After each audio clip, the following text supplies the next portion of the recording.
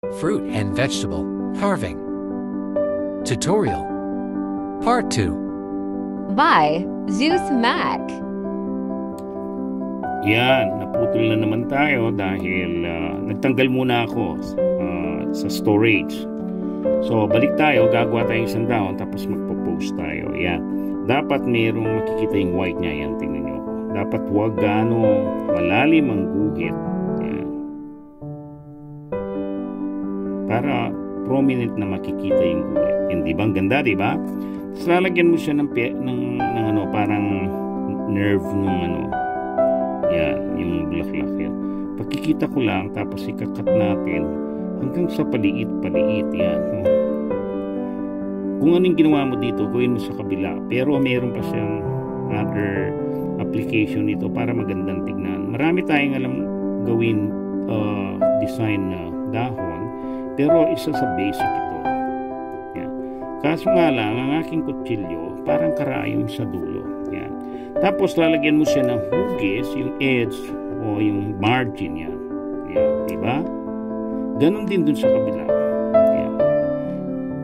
Kinakat ko kasi dahil napupuno yung storage. Kaya sa ano, walang cutting-cutting sa ating live. Kaya gusto ko yung live yan. No? Tingnan nyo. Saglit, yung isa. Yan, nakagawa na tayo ng 4 na dahon. Magkakaroon din ako ng session kung paano gumawa ng iba't ibang klaseng design ng dahon. Hindi lang ito very ordinary to pero very impressive na. Ngayon gagawa tayong rosal. Isa, kasi may presentation tayo pero dalawa yung gagawin natin. So yung procedure ang pagkikita ko muna, remove this one. Tapos, dapat parang gagawa ka ng triangle, no? Ganito. Tahimik lang konti, yan. Pero, lagyan nyo ng tanda, yan. Yan, nalagyan natin ng tanda, tapos yan.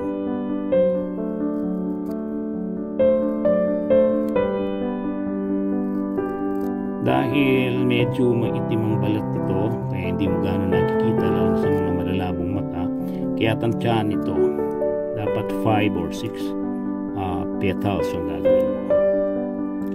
Ako, kapako, yun alam ko siya. Dito may tanda ako. Yan na, isa na lang yan. Yun, no? Pag nagawa mo na siyang ganon, tatanggalin mo to. Yan. Tanggal mo muna doon. Yun. Para makita mo yung petals. Yun. Yun. Yung pinaka hindi talulot kung hindi yung pinaka mahawak sa bulaklak ang tawag doon. Petiole o malapit sa yan. Yan siya. Yan. Pag nagawa mo ng ganon, dito naman ang procedure pag gaganyan din. Yan, tingnan nyo. Tanggalin mo to dahil puti ito, medyo parang light green, kaya magandang tignan. Talagang parang buds ng rosal, pero mga 3-dimensional yan. Tanggalin mo to, dahan-dahan. Yun. Dapat walang natitira. Tanggalin mo rin yun. Para ngayon, pag ganun ang kuha, tanggalin mo muna dito para kunyari papasok ang petals ng buds na to. Tanggalin mo rin yun. Tanggalin mo yung mga excess na yan. Tanggalin mo to kasi nahiwa yan. Tanggalin mo to. Yan.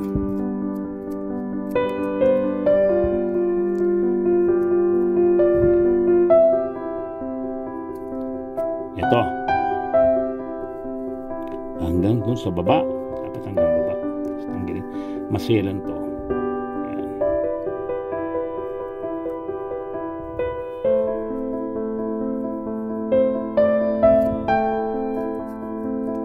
Sabi ni Meta, kailangan daw maganda yung pagkakuha ng camera at saka yung lighting. Meron tayong ilaw na nakatutok dyan, kaya kitang-kita nyo hanggang dun sa dulo. So, sa susunod, makikita nyo mas marami pa tayong gagawin ng mga detalye. Mamaya gagawin natin yung ibon, pati yung mga feathers niya, detalye. Ito muna ang bulaklak. Kasi double purpose ang gagawin natin ngayon.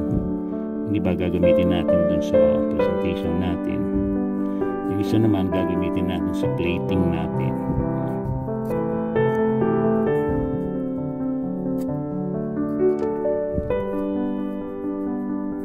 Mga magagaling na ganito, mga Thailander ang mga nakakalabang ko.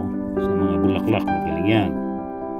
Sa mga mga figures, yan, magagaling ang mga Chinese, pero lumalaban tayo nung panahon natin. Tayo mga Pilipino, at ako nga yung lumalaban.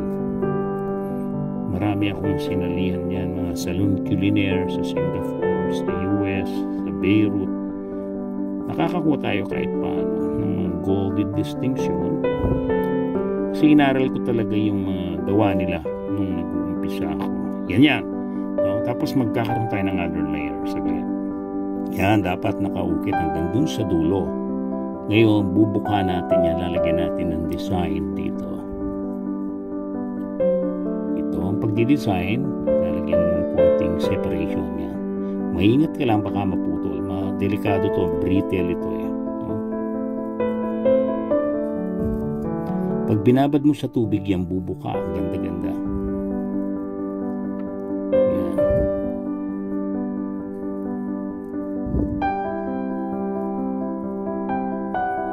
Itong pinakamadaling gawin pero maselan. Agad na napuputol. Pinakamaselan sa mga ginagawa namin to kasi nga ang zucchini madaling maputol. Madaling masira ang zucchini. Yan, no? Meron na siya. Tapos separate natin ganyan yan. Ito ang pinakadelikado ito. Dapat kuko tayo mas matalim. Yan. Ito.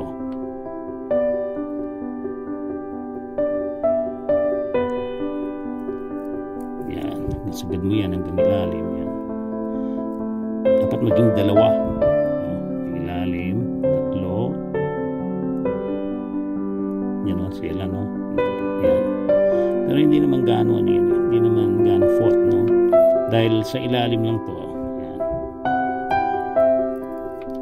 Para mag-separate lang itong green. Ideal kasi mamaya yung pangalawa, pakikita ko yung pangalawa yung ideal. Kasi ito dulo kaya hindi siya gaano yan. Tapos atakin mo to. Yan, ipus mo yun. Yan. Hindi siya nabuo, yan, mamaya mabubuo sa tubig yan. So, yan ang kinalabasan. Very intricate, very detailed, hanggang sa dulo, tapos ibabad mo sa tubig, magbabago ang appearance mamaya. Ito yung second, kinapalan ko to, para sa ganon, maganda yung pagka-separation mamaya. Kaso nga lang, maliit yung batch, pero maganda, isang malaki, isang maliit, no? Tapos tanggalin mo to yan sa papasok. Yan. Same procedure. Ito na. Dahil kinapalan natin yon, yung pagka-separate maganda. Mamaya lalo pa siyang gaganda, bubuka ito. No? Kita niyo mamaya, pwede niyo rin gawin bilog ito. So ibababad na natin sa tubig. Gagawa tayo ngayon ng presentation. Yan. Yan, dahil magpi-plating tayo, nagguantes tayo kasi as a chef, kailangan palagi SOP yung sanitation at saka yung hygiene. Yan. So, nagluto ako ng isang menu sa amin na asado.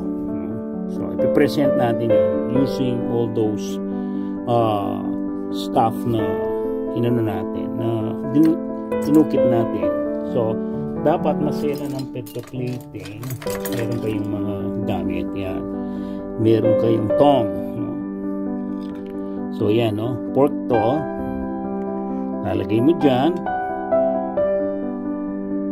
Pati yung sauce mamaya. Tingnan niyo yung gagawin natin. Lalagyan natin ng potato. Tingnan, matututo kayo sa ating live. Hindi yung live ng mga iba na walang gaano natututunan. Yan, magaganda pa. Hindi naman dinidiscourage na huwag kayong manood. Magaganda yung marami kayong natututunan. Yan, no? So you see, dapat walang ganyan, no? Taguin nyo yun. Yan, no? Ngayon, dahil plating yan, lagyan natin ng rice. Yan. So, meron akong rice, dito, meron akong isang cup na parang rice bowl. Yan. Ito siya. Kailangan malinis ang kamay. Yan. Tapos, gagamit kayo ng parang maliit na tong. Meron din akong tong. Yan. Ipunin niya. Yan. Yan ang plated menu, no? Tapos, lalagyan yung konting design, no?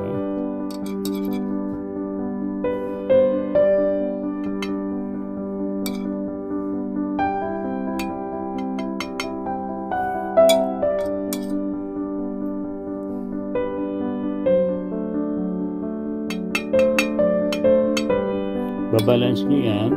Dapat ang presentation nyo talagang maganda, no? Para sa ganun, ma-impress nyo yung amo nyo, lalo na kapag nasa abroad ka, yung mga meticulous na amo. Dapat wala yon. So, tanggalin din natin yan. May procedure ng pagtanggal ng yan. May din tinatawag yung medyo, kailangan merong yan, merong konting ganyan. Pag binigay mo sa amo, please, matutuwa siya.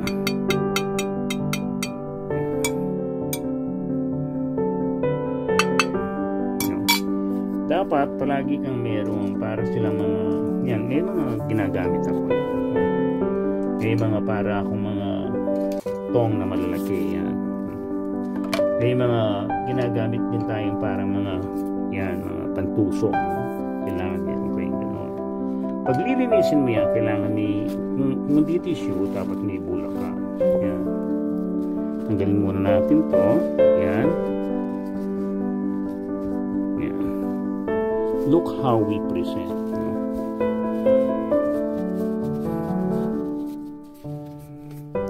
Tanggalin mo to.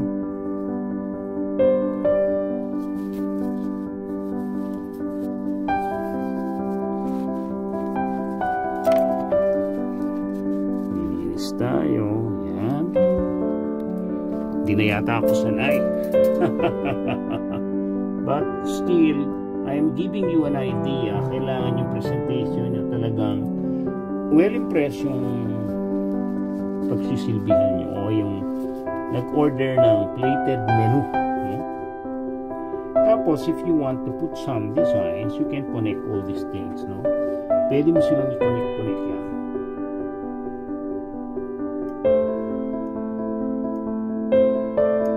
Hindi kasi maganda yung parang tinutak-patak mo.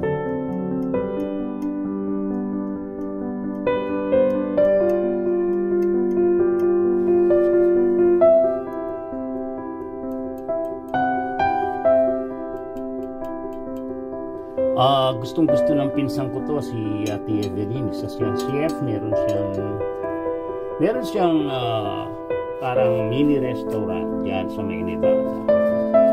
She's really a good chef. Shout out tsaka pala kay shout out kay palagi sa Kapampangan siya, magiging co-host ko siya kapag ako'y nag-live, no?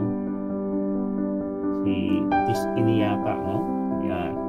Tatanggalin natin lahat yan. Kaya lang, dapat kayo nakagwantis palagi. You have to be honest as a chef, no? Dapat malinis palagi ang inyong presentation. Yan. Dahil you want to impress your guests.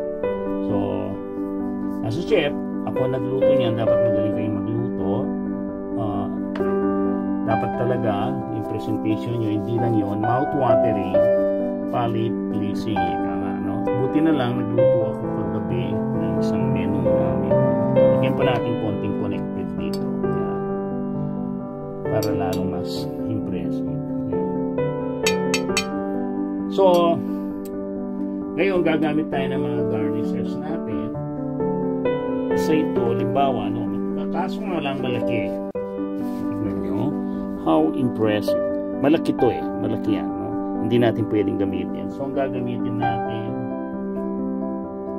ito, medyo maliit. Yan, yan. Yan, lalagyan natin dito. Yan, no? Nakikita nyo? Tapos, ilalagay natin ito. Ito, pang-platter na malaki yun. Yan. Yan. Kasi may carrots ang ano eh, di ba? Mas maganda yan. Yan.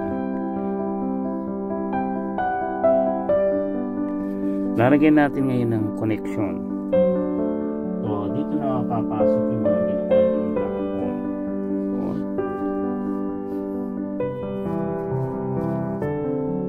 So, according to the design, yan. Huh?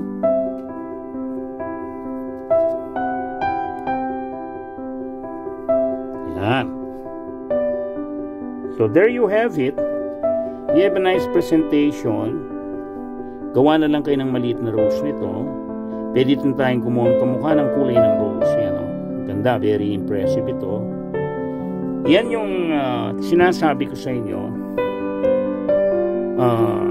You know how to carve to please the people. Dahil ang pagkain, kaya nga dati walang ano yan eh. Walang HRM, walang meron yung tinatawag na food tech, no? Food technology, yung mga dietitian. Nung panahon namin wala, nag-training ako. Tinrain kami ng sulog group sa iba-ibang bansa hanggang sa natuto kami. Wala pa noon, konti pa lang ang hotel. Philippine Village Hotel, sulog group ang pinakasikat. So, medyo bulky dahil I never expect na gagawa tayong plating ngayon. So, sana matutunan nyo to. Itutuloy natin ngayon yung carving natin na sauce bowl, no? Yan. Ito naman, ibang klaseng bulaklak dahon ang gagawin natin. Madali lang to, isang ganyan lang siya. Kasi hindi gano'n nakikita ang carrots. So, ang paggawa nito, mabilis lang. Ganito lang yun. Dapat straight line yan. Sa dalawa. Sa dalawa. Sa dalawa. Yan, as you see. Sana nagustuhan nyo yung plating natin. At least may natutunan kayo kahit konti paano nyo i-present ang inyong plated menu, no? Pwedeng ano yun, pwedeng rose cup, kung ano-ano. Tapos pwedeng pure o tinatawag na ba yung pure sa English? So, yun yung mashed potato, no? Pwedeng macaroni, yan. Pwedeng chicken, pwedeng lamb, marami pwedeng fish, no? Ang mahalaga yung presentation, meron kayong garnishes o tinatawag na mga inukit na mga bulaklak, yan. Ayan ang presentation niya, yan. So parang siyang balbon, parang siyang pakpak, no? Tapos mapapansin nyo, binawasan ko konti dito sa edge kasi para mawala yung, para hindi siya maputol kasi makapal yan eh, no? Hindi mo naman, kung meron tayong slicer machine, kaya natin. Saka yung ating carrots natin hindi siya gaano malutong, hindi siya gaano fresh, no? Yan, ang magandang ganyaning dahon sa mga dahon, sa mga fruit carving at vegetable carving, pinakamagandang gawin dahon at matibay yung balat ng pakwan. Yan. Matibay yan eh, makunat, pero madaling ukitin, malutong. Dapat ganyan, inaano nyo lang yung daliri nyo, mabilis, kasi time pressure ang pagkagawa. Di pwedeng dahan-dahan, dapat mabilis, lalo na sa mga competition. Ito ay gagamitin natin sa ating presentation na showpiece na lalagyan ng sauce. Tapos tanggal.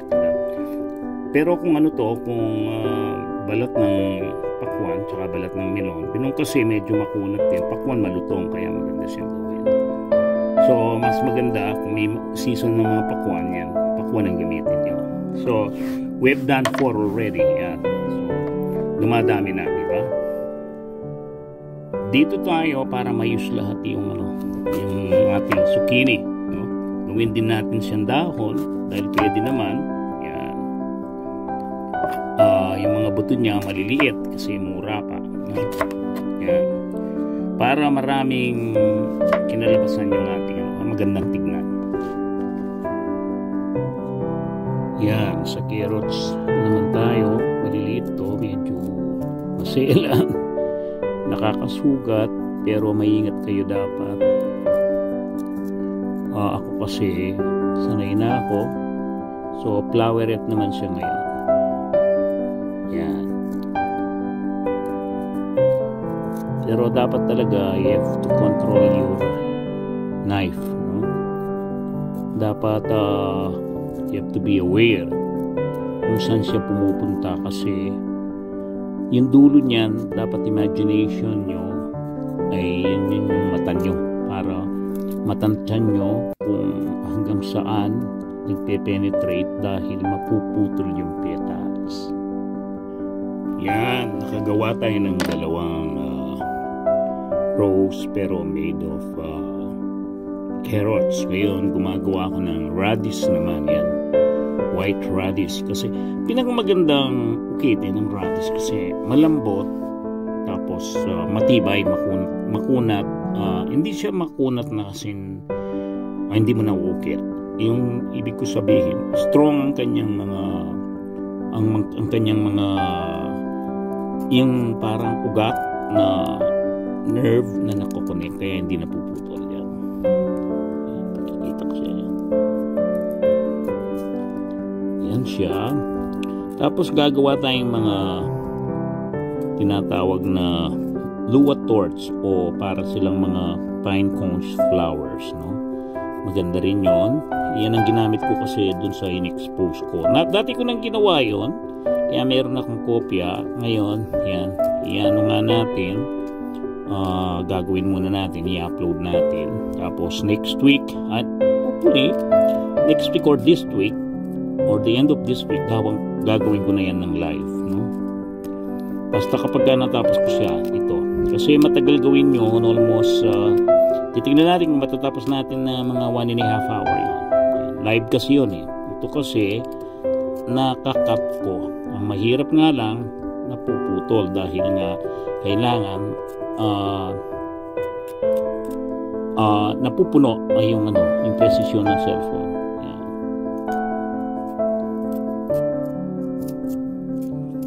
Tumawag yung auntie ko kanina. Shoutout nga pala sa auntie ko na si Pura Kapili, no, na nasa US. Tsaka yung mga anak niya, kilala pa pala ako. Pati yung mga si Rex, si Cathy, yan, tinatanong daw ako minsan, hindi nila alam na nandito pala ako sa Paris. Kasi close sa akin ang mga yan ng panahon namin na hindi pa naglalakad. Yan. Naging student practicumer ko pa si Cathy. Yan. Shoutout sa inyo lahat. Yan. Tsaka of course sa aking guro din. Naging guro ko nga pala si Madam Pura Kapili. Nakalimutan ko apelido niya sa asawa niya. Tapos shoutout kay actually may nakita rin ako, tsahin ko rin, i-add ko siguro tinatanong din ako. Nahiya kasi ako eh, shy boy kasi ako ng panahon ko, hindi naman ako parang shy boy. Kasama ko sila sa church, choir ako, sila Children of Mary Immaculate. Tapos si Teens, yan, yung mga shoutout ko dyan, si Teens, yan si Ibareta, of course ang aking sponsor sa mga gulay, si Rowena Santos. Tapos si Rowena Ibareta, yan, mga followers ko yan, kasama sa mga followers ko. Si Ate Evelyn, isang artist, shoutout sa inyo lahat. Of course sila Agustin, yan, yung mga, yan, si Joe Ocampo, tsaka si Joey, yan, Joey Ocampo, tsaka si Joe Trinidad, yan. Of course, ang aking favorite na poet na magaling, na kaibigan ko, si Eduardo, yan. Shoutout sa inyo lahat, sa mga, of course, kay Lani Tangko, si founder, napakabait niya, at saka ang aking pinsan, na si vlogger din, si Mr. Danieles, Robert Danieles. Napakarami. Minsan yung iba hindi ko na maisip dahil of course, ito lang isip natin ngayon. Yan po ang ating nagawa yan. Di po ba? Ganda? Yan. No? Pag pinagsama na natin yan, meron na tayo isang masterpiece. Yan. Yan, nahati na natin ang ating mga isang carrots. Gagawa tayong cornflower. Yan, ganyan. Pag nahati mo siyang ganyan, sisip mo siyang parang cone. No? Parang fine tree flowers to o luwa torch flowers kung tawagin. No? Yung mga luwa torch na ginagamit, mga rare yun eh. Mga species sa Pilipinas na ano yan, nasa bundok pero ginagamit yan sa mga flower arrangement. Torch flowers. Normally, mga kulay niyan, mga pink, red yan. Madali lang itong gawin kaso tsaga dito. Marami, iyan ang process niya, puputulin mo, balatan mo siyempre tapos yan. I-korte mo siyang ganito. Ang ano dito, ang technique talaga dito, yung gaan ng mga kamay mo, ng mga daliri. Yan. Tsaka yung imagination talaga, katulad nito, dapat na-perfect mo yung shape niya. Dapat, magaling ka sa calculus, calculation. Tapos, huwag kayong pasukat. Katulad ko, napakatalim ng mga to. Yan lang sinabi ni Meta, huwag kang pasusukat. Lalo pag live. Yan. Tanggalin muna natin. Tapos, as you see, yan, nakatatlong piraso ako. Yan. Para silang mga chiko. At ano ba yun? Mga yung dilaw, chesa. Yan. Yung chiko pala bilog yun. Tapos, gagawin natin, yan, inuhugisan ko siya ng magandang hugis para maganda ang kinadatingan. No?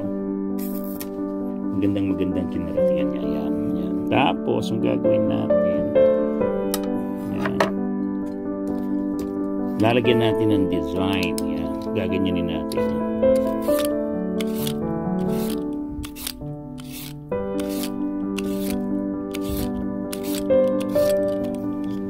Tapos natin konti para kita nyo. Yan.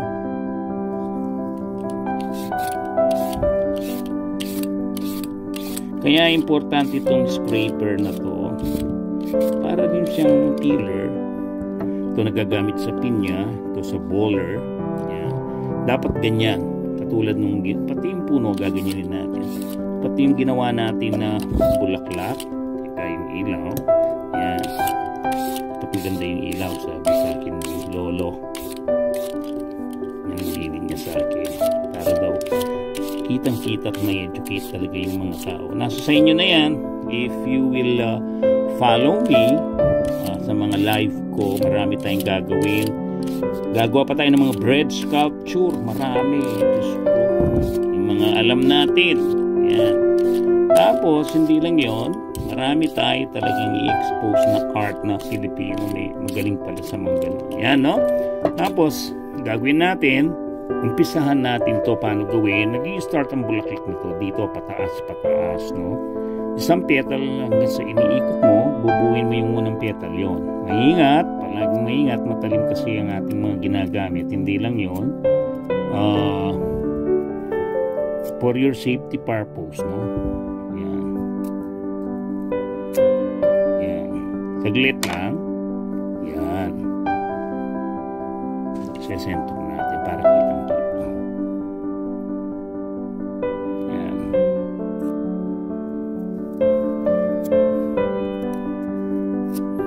Ganun ang paggawa hanggang sa matapos mo siya. Cone kasi siya.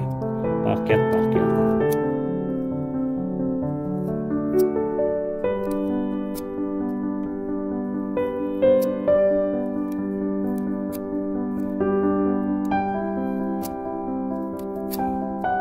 Ito non-stop ito eh. Hindi layer per layer. Para siyang katol, pakyat ng pakyat. Yan.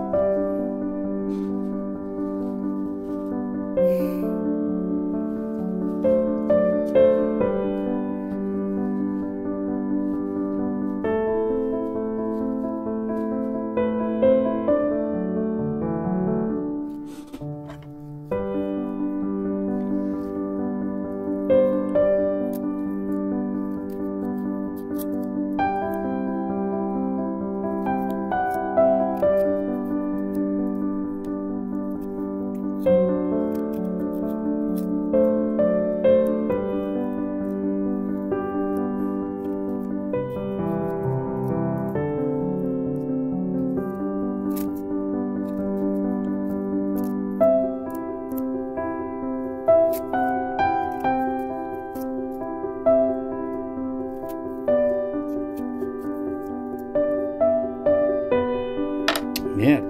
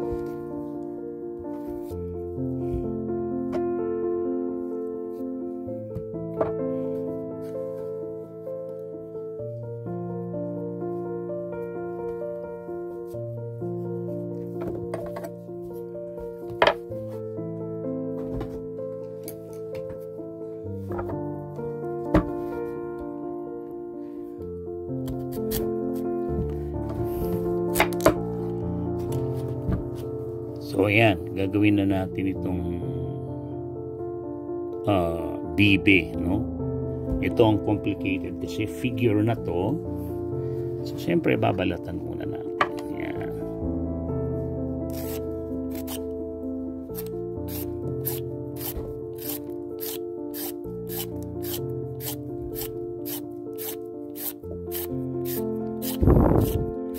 Tingnan yung mahigi kung paano siya gawin. Pero ikat-cut ko para mabilis. Una, pagbalat. Yan, di ba yan yung gagawin natin? Yan, nagawa ko na dati kasi yan. So, natapos na natin ang puno, yung mga sa kiwi pati yan. Sa bibi naman tayo. Tapos ito na, no? Paano natin idudugtong-dugtong yan? So, tinignan ko lang yung bibi. How does it act, no? So, yan. Kailangan may photographic memory ka kaso nakalimutan ko na siya. So, gagawin natin siya ulit. So, tinitignan niya yung mga flowers. Yan, nahugis ko na siya sa kakahiwa ko. Yan, no? Pag umpisa, halos paghihiwa ang ginagawa mo. Yan. Wala pa siyang details niya. Namaya di-detail natin. Yan.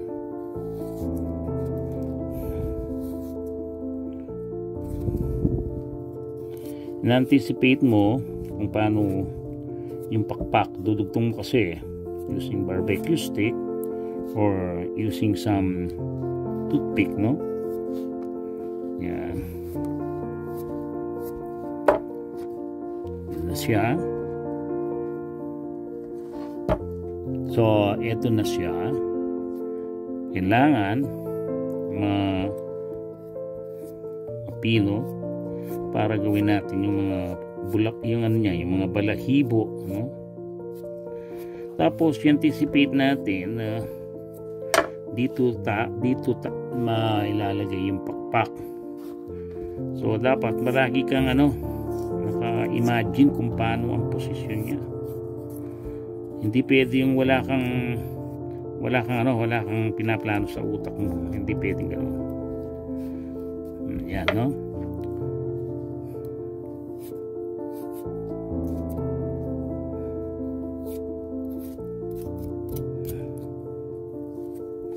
That's it. Yan na siya.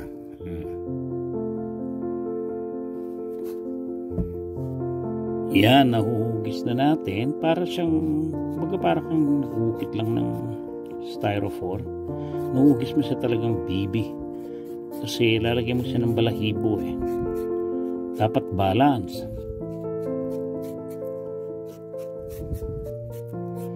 Kala nila dati gumagamit ng mga chisels, hindi, mga knife lang talaga. Kaya nga matagal bago ako nakapag-live ng ganito dahil binawal dati, no? Ngayon nagtanong ako kay Meta, yung binigyan akong go signal. As long as They are for educational purposes. Yan, katulad niya, nagsasalita ako, alam niya kung anong sinasabi ko. Yan. Meron nga yan, may translation, no? Yan siya. So, yan yung buntot niya. Ayusin natin yan ngayon. Gusto ko pataas ang ano niya. Yan, pag ano. Kasi, pataas ang mga bibi. Tulad niya, kailangan may photographic memory ka. Pag nakikita ka ng bibi, titingin ka ng bibi.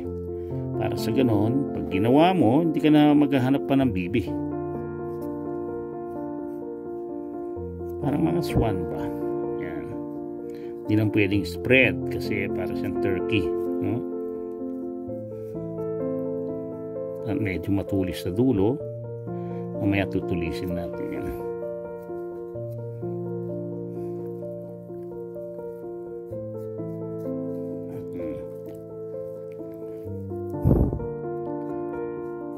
Ganyan ang mag-ukit ng styrofoam, kutsilyo din. Wala silang pinag-iba. Kapag magaling ka sa styrofoam, kutsilyo lang ang ginagamit doon, magaling ka dito. Yan, katulad ko, magaling ako sa styrofoam, kaya madali ko lang magawa ang mga bagay na gusto kong gawin sa mga gulay. Kasi same procedure. Yan. To be continued. Ituchuloy.